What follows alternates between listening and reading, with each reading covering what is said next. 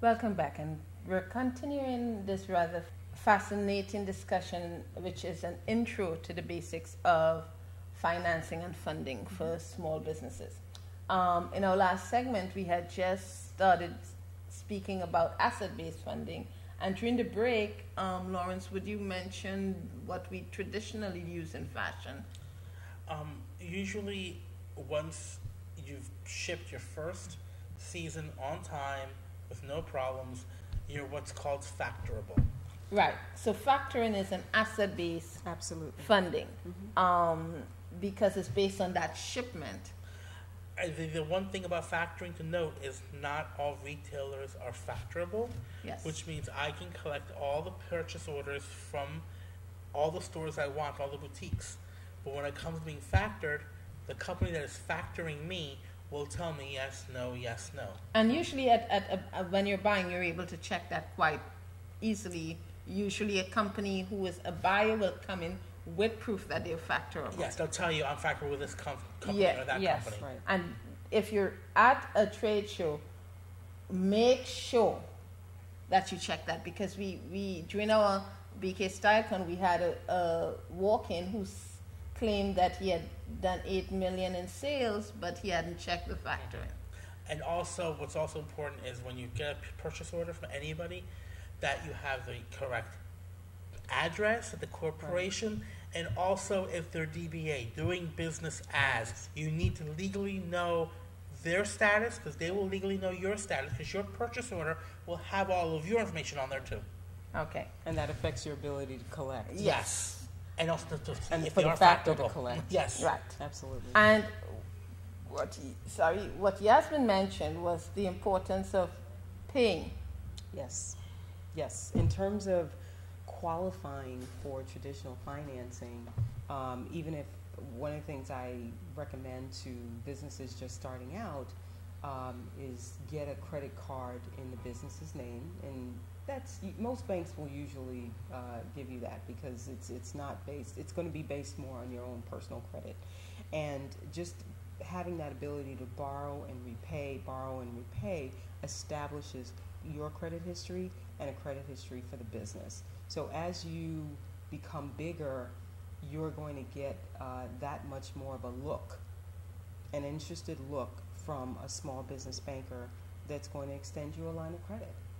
And just an FYI, what we've discovered, one of the businesses I work with has been using PayPal, Square, and such are moving into that traditional lending role. Absolutely. And are offering lines of credit, so that if you get the card, you can borrow or buy your supplies and pay them back when you do your sales. So it's really interesting how they make it easy for these small businesses to operate and so grow to a point that someone can look at their records and say, it's verified.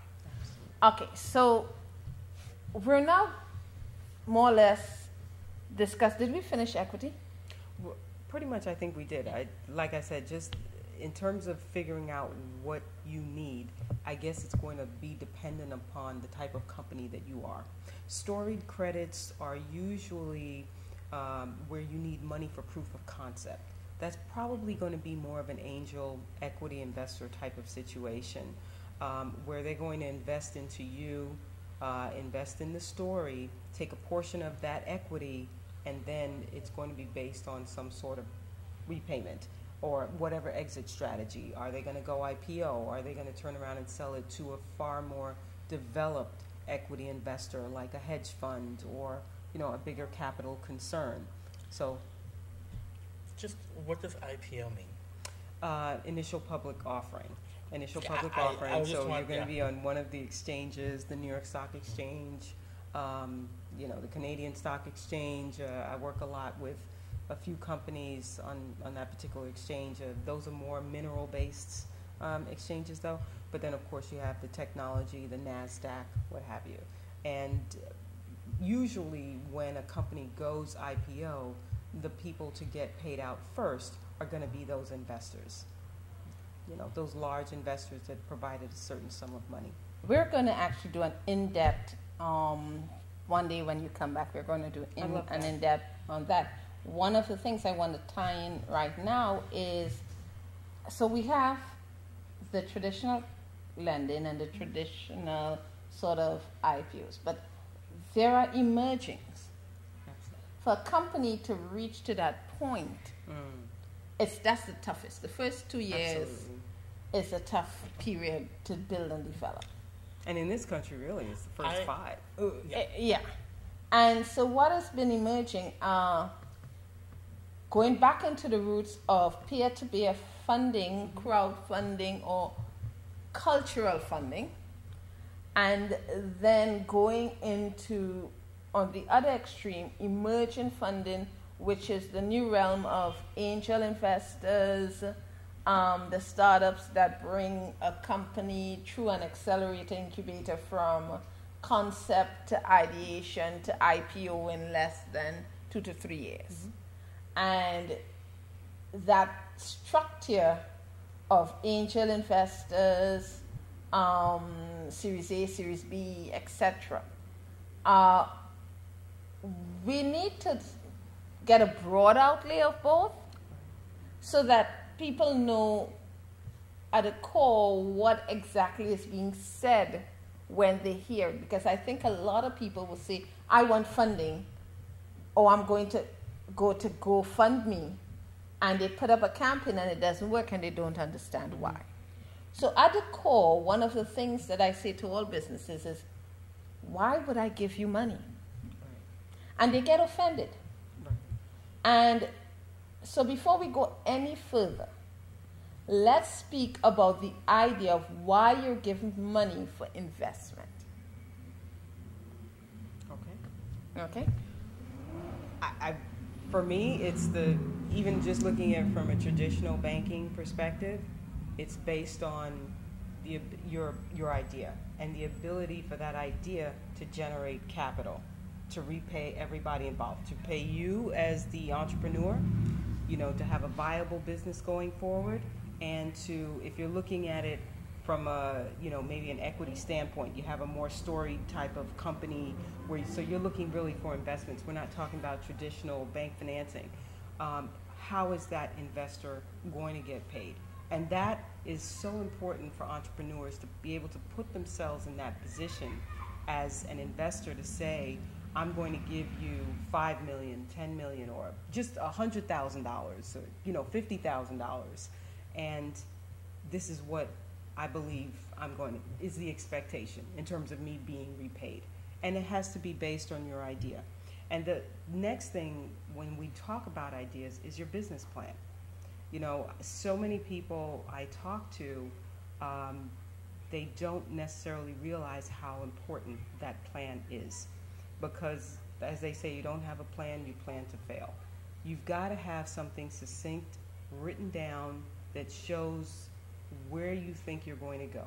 Every business plan is a working process. No one is looking for a 30-page report. It's basically an executive summary that outlays your idea to me and that shows me that you have a plan and, this is what you think can be done. And here's what the next step is. I need money for proof of concept. I need money to get from step 3 to step 4, step 4 to step 5, whatever have you. And that is when you're going to get someone to really take a look and invest into you. And I think what you're working on is the incubator process, which helps a lot of young, and when I say young, just people, necessarily just starting out in their business, not necessarily their age, but starting out with a new concept, a new business, and really looking to take traction with that. And that is why an incubator is so important. And that is also the reason why most established equity concerns, angels, other equity investors will work with incubators because they know that they've done the vetting for them. And that's their value in the capital community, because an investor doesn't want to have to do that. He doesn't want to have to do the hand-holding. He just wants to come along and be able to write that check and see that there is a system of checks and balances there, that money is going to be used in accordance so that that product can be brought to fruition. And for us, that comes at a very important factor. I am so tired of people sending me their GoFundMe and they have not tested or they have nothing to show. Right. And they get upset that no one is funding them. Right. It's you've got to show me the idea isn't valueless. Right. It's the execution of your idea. Absolutely. So not only do I want to see a sample if you have a line of the dress, but I want to see that it has sold. Absolutely. And what few people realize is that you don't just make a dress and sell it. Mm-hmm. And not just one, because most designers who want funding are only making one. They're not thinking of what am I investing in. I'm investing that if you spend $3 on this, you're going to make $30. Mm-hmm. So I'm going to give you the $3, and when you get the $30, I'm going to take 4 or 5. Right. And that's what few people understand. It's very basic. So when we say come to the incubator, come to the process, many people, I don't need that, I don't.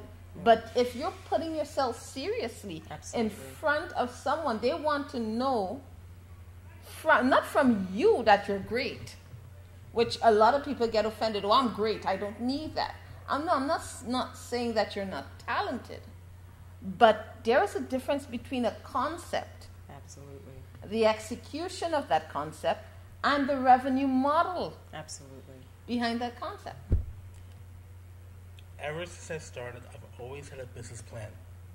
My friends, people thought it was crazy wasting the week to put it together, and then when something happened, wasting the weekend to refigure all the numbers. Right. But the business plan, to me, would show me exactly what I can and cannot spend on, Absolutely. Yes. and what I need It's to a spend guide. on. Yes. We decided to do Naika as a pre-startup before we launched because we knew we were developing something new. Absolutely. We knew we had a concept that we had to test. And so we did a proof of concept, which allowed us to develop those numbers. There is no reason small designers cannot do that. It means that we took a year before we went to get funding, but we can say that of all the most of the fashion startups that I'm keeping track of, they have a concept, they don't know how to execute. Yes. And so they've gotten millions of dollars, literally. Right. But if on a concept that seems nice in paper, that they made a 10-minute pitch on, Right. but never really works with the consumer. And it isn't just fashion startups. I mean, it's just a lot of companies in the tech space that have gotten that initial funding. They've just blown through it. And the reason is because from the get-go, the foundation wasn't there. The plan wasn't there, you know, and so they didn't have something together. They had an idea, they had a concept, but not a real way to execute, not a revenue model, not whatever. It's okay if your plan is not perfect, that no one expects it to be. I say that a plan really is a mirror of a person. So we're not perfect, so the plan's not going to be perfect. But it does give you an overall idea, or anybody picking it up and reading it, of where you want to go and what you're trying to achieve. You can spend, we'll be doing these workshops this final, between October to January. We'll be doing our concept development from concept to sales, because we have the holiday season, so you can test your ideas, you can get your numbers, etc. That's why we do the incubator. Right. But even before, we're going to have a call, and in the next, this weekend, and the first weekend of October, we're saying bring us ideas for us to vet. Many people take offense of that. But the thing is, your ideas are not just, this is the dress that's cute that I like. Right. You're not buying the dress. Right. We want to see that dress on a rack, and then you have to bring in the customers to sell, because that's the purpose of an incubator. Not that we do the marketing, but we provide a space that you can develop in a marketing procedure that you will go into your You're not business Macy's. plan. Yes. I'm not Macy's. Our purpose is to provide a space that is affordable for you to work out all the aspects of your business, sourcing, etc. And yes, we can do some of it collectively, but not everyone is going to want fabrics from the same space. Right. But you still have to have that component in your business plan. One thing I do want to add or say to designers in general, Tom Ford said it best. Tom Ford is not an artist, he is a designer. As a designer, it's not my job to make a beautiful dress. It's my job to produce dresses that the majority of the women or men, depending who it's for, want to purchase. And will purchase. My job is to know what you're going to want right. a year before you even think about it. And when we ask... I've heard that. Yeah, and so when a designer comes to me and I say, why am I going to buy that dress? Why am I going to get... Tell me why I am going to buy that dress. And they look at me and they get angry. And I said, then tell me where that dress is going to hang. Most designers who walk in have no idea where they're going to sell their clothing. And Facebook, Instagram, etc. has become the de facto, I'm going to sell there, but I'm not going to invest in you selling on Facebook unless you have a structure that makes Facebook a sales platform. And I think that just in terms of what I was saying before and trying to get that point across is that that's why the business plan is so important, because one of the very first questions that it's going to ask and probe is, who is your customer? Who is your client? And even whether it's a designer or if you're selling, or if you're an accounting firm and you want to start out, even within a certain industry, you have to know who you want to sell to, because that shapes so much of what your business is. And also, as a fashion designer, I know the woman that wants to wear my clothes, but I have to sell to the buyer that owns the boutique that's going to sell to her. And I was just going to segue into that. That's so important. As it is not just what you produce. That's your production, your product. There is your business model and your revenue model. Absolutely. Who's going to pay you to offset the cost of production? That's right. Now, fashion can be education.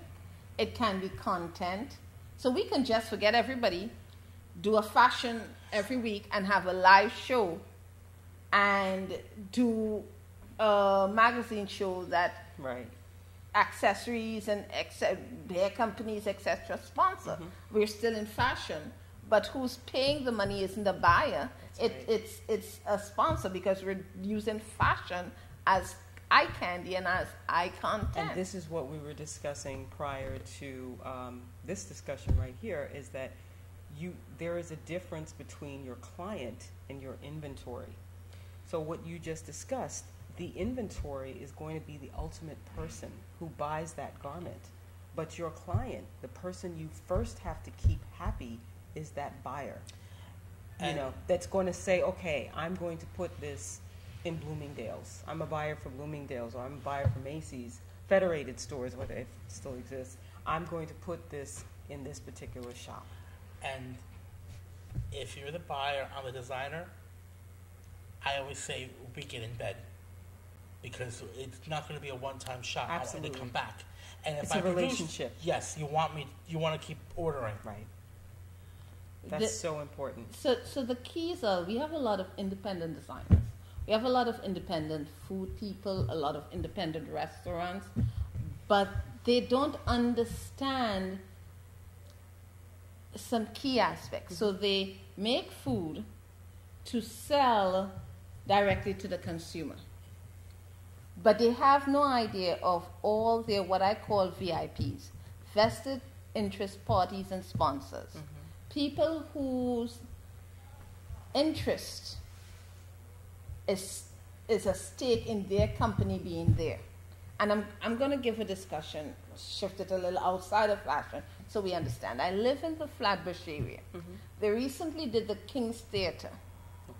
And every day, every weekend, busloads of people come down into Flatbush to attend these concerts. They're $100 a ticket. So you've arrived, you've probably come from a bus, you've rushed to be on time. You may go to the show, and as the show closes, there isn't a restaurant, There is not a cool shopping scene. Right. There is no That's crazy. nothing. If anybody watching has a restaurant truck, call me. We're gonna open a new business. That's what I'm saying. No, But people, when they But say, that's well, usually what people want to do when they afterwards leave. or even before. Absolutely. You get so their- there are people in Flatbush who say, I'm going to cook food, but they haven't seen the opportunity there to figure out a way to make that strip viable and support itself. Right. So the designers, the buyers, the people who sell products, they don't come out to sell at night because they haven't seen the potential. Right. And then the city planners have not taught, yes, I have a theater, Right. but what else is What needed? goes I'm along gonna with say that something theater. terrible. I don't think there is a city planner. It's who can pay the rent when. That's Sorry, but That just occurred to me that maybe there might be some smaller entities that might want to go in there, but what is the rent like? well, the rent is. Here's what happened, and this is direct contrast to what I remember happening in Smith Street.